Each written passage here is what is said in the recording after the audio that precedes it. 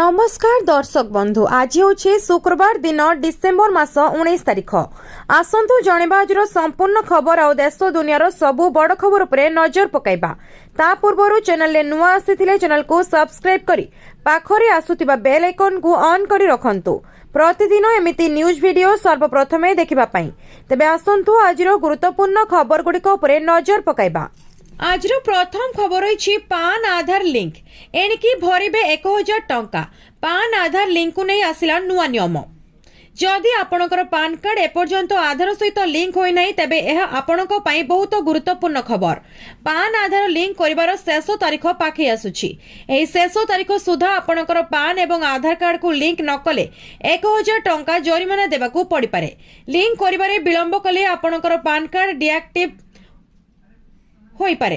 PAN card आयकर return file करिबा bank account खोलिबा निवेश करिबा म्यूचुअल फंड स्टॉक बाजार एवं अन्य अनेक सरकारी कार्य पई एक गुरुत्वपूर्ण डॉक्यूमेंट जदि आपनकर पान डिएक्टिव होई थाए तेबे अनेक गुरुत्वपूर्ण कार्य बाधा प्राप्त होई पारे। घरे बसी मात्र किछि मिनिट रे पान एवं आधार लिंक करंतु आपनको कौनसी स्थान को जीवाकू पड़िबो नाही किंबा काहाकू आपनकर पान एवं आधार लिंक करबाकू अनुरोध करबाकू पड़िबो नाही। आपण आपनकर मोबाइल किंबा लैपटॉप व्यवहार करी घरे बसी एहा करि परिबे। एठारे दिया जाइथिबा पदक्षेप गुडी को फॉलो करी आपण सहजरे आपनकर पान एवं आधार लिंक करि परिबे। परवर्ती खबर अछि मार्च रु लागू हेबो ईपीएफ टंका एटीएम किंबा यूपीआई रे उठाण सेवा। केंद्र श्रम मंत्रालय कर्मचारी भविष्य निधि पांठी संगठन सदस्यों पई टंका उठाण एटीएम किंबा यूपीआई जरिया करिवार सुविधा प्रदान करबा को जाउछि। एही परिवर्तन 2024 मार्च रु कार्यकारी होई पारे।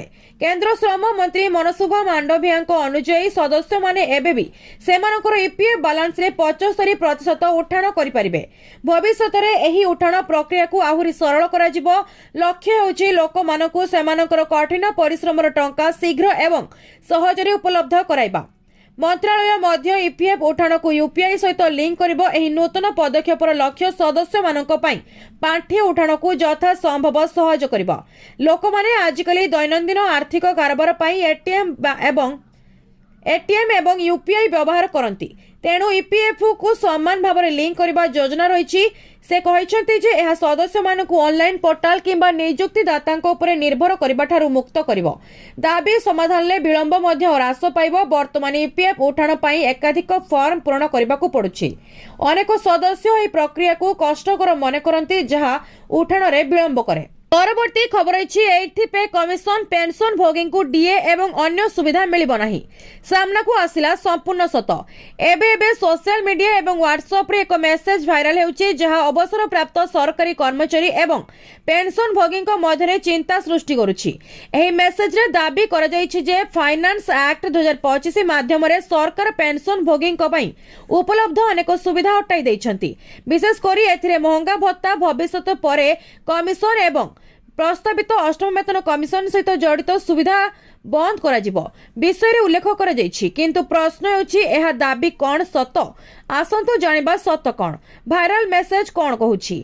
वायरल मेसेज अनुसार फाइनेंस एक्ट 2025 लागू हेबा परे अवसर प्राप्त सरकारी कर्मचारी माने डीए वृद्धि लाभ पाइबे नाही। यह व्यतीत दाबी करा जायथिला जे भविष्यत रे लागू हेबाकू थिबा अष्टम वेतन कमिशन फायदा पेंशन भोगी माने पाइबे नाही। वार्ता रे एहा मध्य कुआ जायथिला जे लक्ष लक्ष पेंशन भोगी एही निष्पत्ति द्वारा प्रभावित हेबे। तथ्य जांच करिबारु कोन प्रकाश पाइला एक सरकारी अधिकारी एजेंसी प्रेस इन्फॉर्मेशन ब्यूरो र फैक्ट चेक यूनिट एही दाबी गुडी को संपूर्ण मिथ्या एवं भ्रामक बोली घोषणा करिछि। परवर्ती खबर अछि शीत लहरी सह तुषारपात जारी। घु उदयगिरी रे पारद 5 डिग्री रेकर्ड। सारा राज्य समेत कंधमाल जिले में चलित वर्ष शीत जारी रही। ओडिशार दार्जिलिंग कुआ जाउथिबा घु मुसर उदयगिरी मध्य एथिरु बाद पड़ी नाही। स्थानीय अंचल में शीत तार प्रकोप देखाइबारे लागिछि। एक मासरु ऊर्ध्व समय हेबो शीत लहरी सह तुषारपात जारी रही। पारद तळमुहा हेबा सह प्रबल शीत को जाड़ कलबल करुछि। हाथ गोड़ कला मारुछि।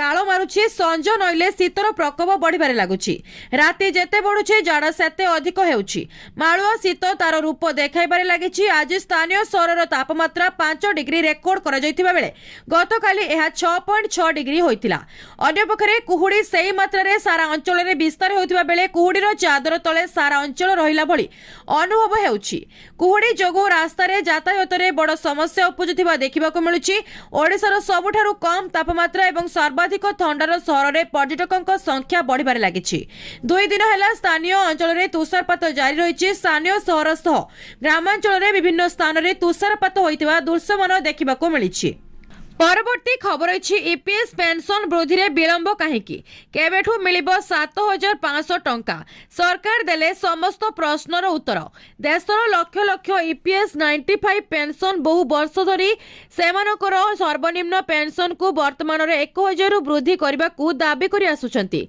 सेमाने महंगा भत्ता परिवार पेंशन एवं मागणा चिकित्सा सुविधा मध्य दाबी करूछंती वृद्धि पाउथिबा मुद्रास्फीति सहित वृद्धा मानक पई 1000 पेंशन ले बंचिबा अत्यंत कष्टकर होई पड़ुछि एही कारणरू पेंशन भोगी माने सरकारक ठारू सहायता पाई निरंतर आशा करूछंती संसद रे उठिला प्रश्न सरकारक मागिले जवाब संप्रति संसद रे एही प्रसंग पुणी थरे उठा जायतिला लोकसभा रे जने सांसद सरकारक स्पष्ट भाबरे पचरिथिले जे ईपीएस अधीन रे सर्वनिम्न पेंशन वृद्धि करिबारे काहेकि विलंब हेउछि एवं पेंशन स्थिरीकरण संबंधी सुप्रीम कोर्ट को निर्देश को कार्यकारी करिबारे काहेकि एते समय लागुछि एरो जवाब रे श्रम एवं नियुक्ति मंत्रालय एरो स्थिति विस्तृत भाबरे व्याख्या करिसंती वर्तमान रे ईपीएस पेंशन केते सरकार कहिसंती जे ईपीएस 95 अधीन रे सर्वनिम्न पेंशन मासिक 1000 अटे जहा 2014 रे स्थिर करा जायतिला परवर्ती खबर अछि सुभद्रा को नै खुशी खबर नुआ वर्ष रे मिलिबो बड़ उपहार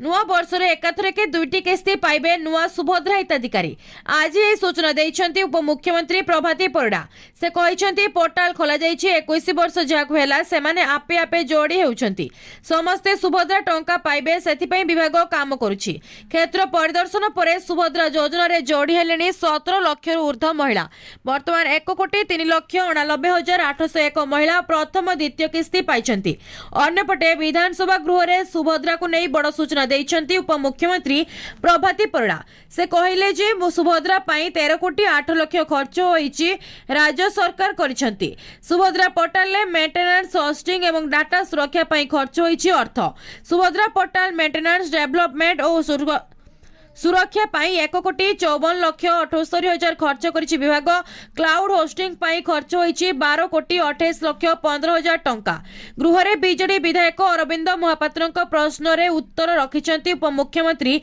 प्रभाती परिडा सेही परे फील्ड इनक्वारी परे सुभद्रा योजना रे जोड़ी हेलेनी 17 लाख रु अधिक महिला परवर्ती खबर अछि पीएम किसान लो 22तम किस्ती पूर्वरु बड़ खबर एणिकी चाषीक खाता को 6000 नुए आसीबो 12000 टंका जानतु प्रधानमंत्री किसान योजना सहित जड़ित लक्ष लक्ष चाषीक मनरे वर्तमान अनेक प्रश्न किसान सम्मान निधि रो 22तम किस्ती आसीबा पूर्वरु सबठारु गुरुत्वपूर्ण प्रश्न होछि वार्षिक राशि 6000 रु 12000 को वृद्धि पाइबो कि चलिथिबा कल्पना जल्पना मध्यरे सरकार संसद रे एक स्पष्ट उत्तर प्रदान करिसेंती तेणु कोनोसी भूल बुझामणा एड़ाइबा पई देशर लक्ष लक्ष चाषीक पई एही खबर जानिबा अत्यंत गुरुत्वपूर्ण बुद्धि पाइबो कि राशि प्रधानमंत्री किसान योजना रे चाषी माने वर्तमान वार्षिक 6000 टंका पाउछंती एही राशि सीधासलख सेमानक बैंक अकाउंट रे 3टी किस्ती रे जमा करा जाय डिसेंबर 2025 रे एक संसदीय कमिटी एही परिमाण को 12000 को वृद्धि करबा को सुपारिश करथिला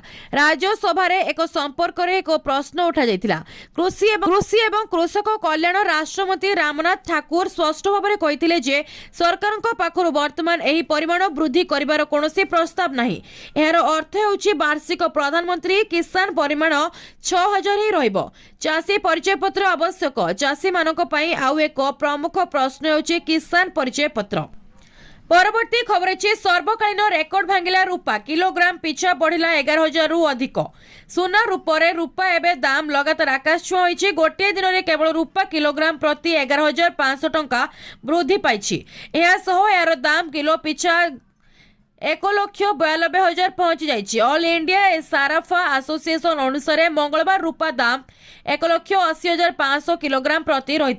बुधवार एथिरे 11,500 बढ़ी। एही वृद्धि सह रूपा देशर खुचरा बजार में अस्थिरता आनी देछि। विशेषज्ञ मतरे चलित वर्ष शेष पर्यंत एहार दाम 2 लाख टंका प्रति किलोग्राम पर्यंत जाइपारे। किछि विशेषज्ञ मानक मतरे बड़ धरणर ह्रास मध्य देखिबाकू मिली पारे। वर्ष आरंभରୁ एपर्यंत अर्थात 31 डिसेम्बर 2024 रु नै एपर्यंत रूपारे 1,02,300 प्रति किलोग्राम वृद्धि होइछि।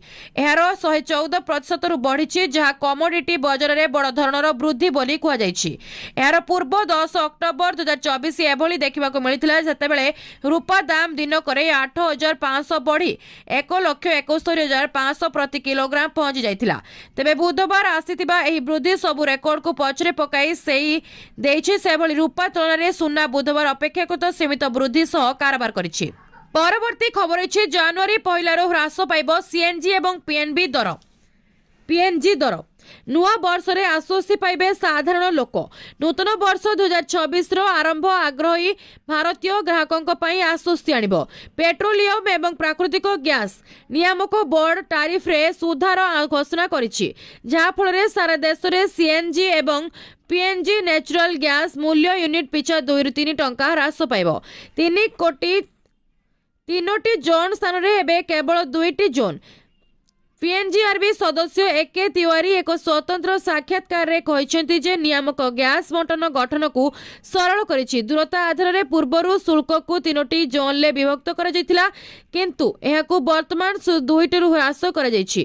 नूतन नियम अनुसार जोन 1 एबे देशव्यापी सीएनजी एवं घरोई पीएनजी ग्राहकों पई प्रयोज्य हेबो। जोन 1 पई दर वर्तमान 54 टंका रखा जाइछि। एहा पूर्वरु 80 टंका एवं 107 रे मिलुथिला। एही परिवर्तन साधारण लोकंक पॉकेट को ऊपर 2 रु 3 टंका बोझ ह्रास करिवो।